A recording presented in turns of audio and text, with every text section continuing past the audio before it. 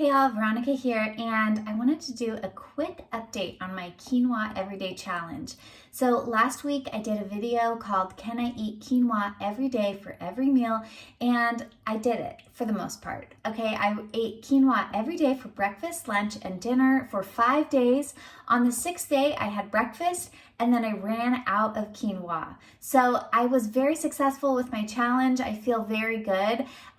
Eating quinoa every day it was just so good for my body. It's a gluten-free grain. It's packed with protein. It also is packed with iron and a lot of other vitamins and minerals. So I definitely recommend trying that challenge if you haven't already. For breakfast, I made a bowl of cooked quinoa with some homemade hemp almond milk.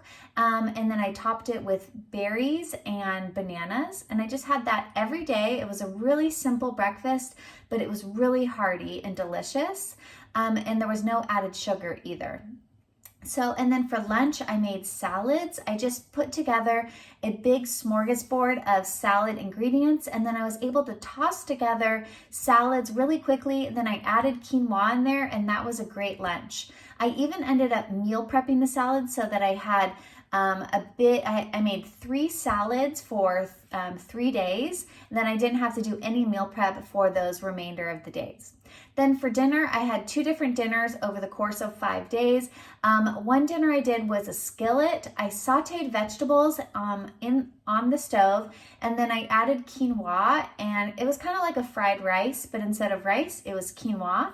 And instead of Asian vegetables, I did more like American style with like peas, corn, carrots, broccoli, and mushrooms. Then for another dinner, I made a big batch of lentil stew in my Instant Pot, and that was so hearty and delicious. It had green lentils, celery, carrots, and onions, and it had tomato, oregano, and homemade vegetable broth. Then for every dinner, I just heated up some of the lentil stew. I added a big cup full of cooked quinoa on top, and that was it. It was so hearty and packed with a lot of protein, and it was so delicious. So check out my quinoa recipes playlist for how exactly I made my breakfasts, lunches, and dinners, and to learn more about my quinoa challenge that I did and how I did it as a Daniel fast.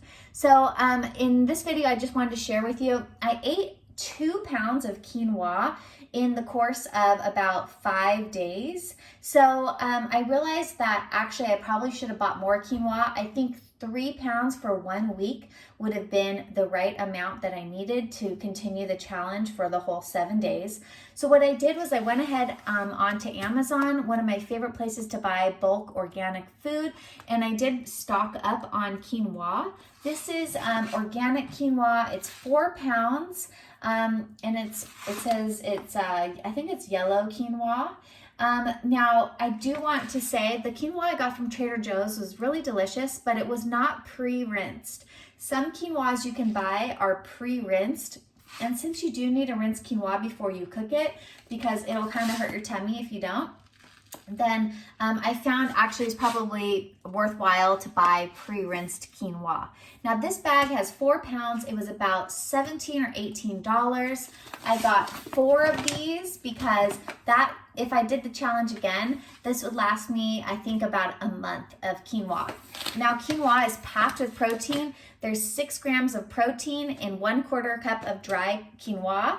There's also fiber. There's calcium, iron, potassium, phosphorus, and magnesium, all in quinoa. So it's definitely a great grain. It's gluten-free, and it was so just delicious and hearty, and a really great challenge to do to try and eat it for breakfast, lunch, and dinner for as many days as you could. So check out my challenge if you're interested in doing that, where I share the recipes. And I hope that you liked this video, found some inspiration to eat healthy, and I'll see you in the next video. Bye.